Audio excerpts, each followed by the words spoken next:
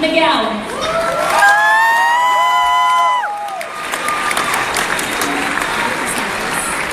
How are we doing tonight, everybody? Change will not come if we wait for some other person or some other time. We are the ones we've been waiting for. We are the change that we seek. Those are words from the 44th President of the United States, Barack Obama. Good evening. My name is Miguel Arias. And according to educational statistics, there was a good chance I wouldn't finish high school. I did. I was a proud member of the Boston Prep graduating class in 2015. Statistics say I wouldn't go to college. I did. I am currently a sophomore at Framingham State University. Statistics also point to the fact that I could become the 1 in 6 Latino males to be incarcerated. I haven't, and I assure you, I will not be. Thanks to my 9 years in counting with Boston Prep as a student and now an alum, beating these statistics and stereotypes has been and continues to be possible. When I arrived in the 6th grade as a late transfer student from the Washington Irving Middle School,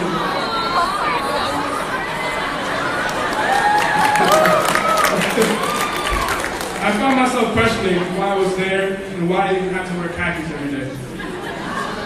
You know, coming from a traditional public school, I definitely experienced a huge culture shock. Everything was so structured and planned out from the moment you walked in and shook Mr. McHugh's hand and he asked you, "Are you ready to learn?" until the moment you boarded your bus at the end of the day. I had never experienced such a thing prior to my first day at Boston Prep. In the 6th grade, I had many amazing young motivated teachers. However, one stood out to me in particular. Miss Simone Estevez, formerly known as Miss Miles. She was feisty, electrifying. She was that teacher that you could just not let down no matter how hard the class. She valued structure, organization, and most importantly, the success, and she brought that out of every one of her students. Miss Miles and I built a special bond. For some reason, she always wanted me to go to Harvard. So, when she saw me in the hallway, she would always yell, "Harvard!" and keep walking. Obviously, I didn't go to Harvard, and it's absolutely Harvard's loss.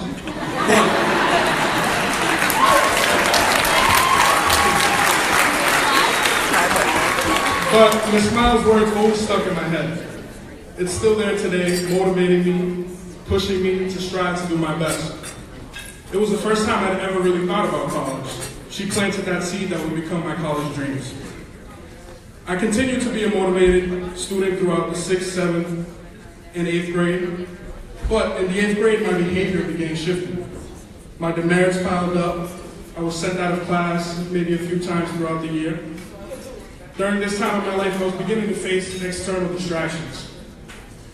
I had family members involved in the street life, getting shot, getting arrested, and becoming statistics.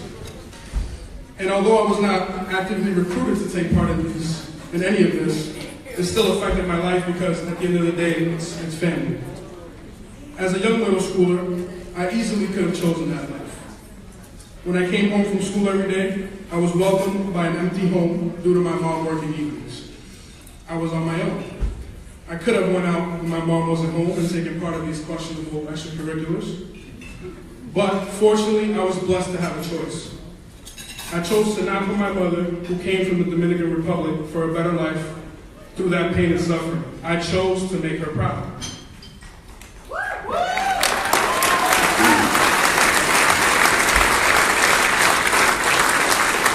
But making the right choice wasn't always easy. Temptation to get off track was strong in school as well. In the 9th grade, I hit a wall.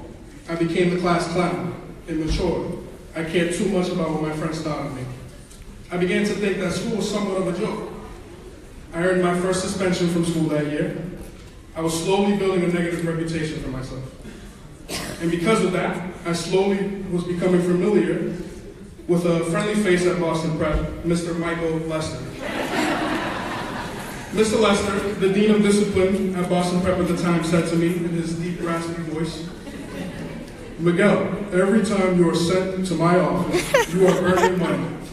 Boston Prep students, meaning you, are fortunate enough to have a private school quality education for free." At that time, I couldn't fully appreciate the gravity of what he was talking about. But it resonated with me because I truly did want to be successful. While I didn't immediately change my ways, it became another one of those voices in my head, like Miss Miles shouting harder, coaxing me to think about the choices I was making. Mr. Lester was another huge part of my change at Boston Prep.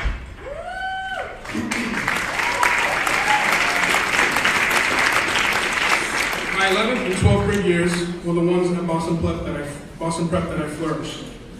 I finally started paying attention to what all those teachers have been telling me since the 6th grade about taking advantage of the opportunity I had to excel. I joined the varsity sports as a volleyball manager, a basketball player, and one of the first captains for the first ever baseball varsity team that I helped start up, which I begged Mr. McHugh for since the 6th grade. My coaches, specifically Gio Morales, pushed me to extend my leadership from the classroom onto the field. He's here tonight, he's the tech guy. Thank you, Gio. And he pushed me to extend my leadership, as I said, from the classroom onto the field. And he really taught me how to be a great teammate for the guys on our squad, guys and girls on our squad. Shortly after that, I began the college process, investing more effort into this important choice than nearly anything before. Shout out to Mindy Wright, Fina Fox, and Dr. Wanda Montañez, the greatest counseling team that led me through my time as a junior and senior. They always emphasize the importance of a Latino male presence on a college campus, and that really has stuck with me. Through their help, I was accepted to several colleges, including Framingham State University, where I ultimately committed to attend. I am now a first-generation college student, which may be considered a challenge to some, but to me, it's not. To me, it's a big deal. I entered Framingham State as a business management major. I realized that was not for me and did some reevaluating. I didn't know what I wanted to do, so I decided to get involved on campus to see if that would help. I joined the Student Government Association as a senator for the class of 2019, and I also joined a club started by a good friend of mine called Brother to Brother that inspires men of color on our campus to succeed in our individual and collective pursuits of excellence.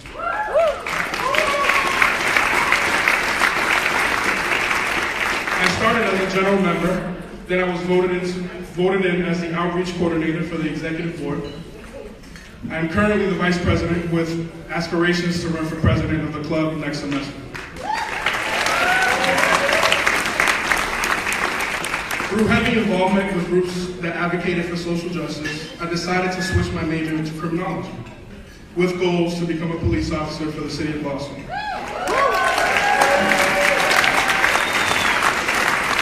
profession that I believe will not only keep my city safe, but support our youth and help our schools, like Boston Prep, to continue providing amazing opportunities for students in Boston.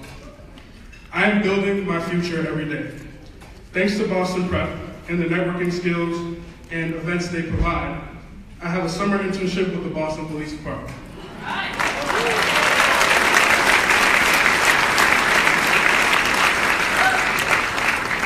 Every day, I make the choice to put my success first. Tonight, after I leave you all, I will be reporting to work at 11 p.m. I know that's probably not where you expect a college student to be on a Friday night, but I make the choice every day to prioritize my academic, professional, and financial success, skills and values that I learned over my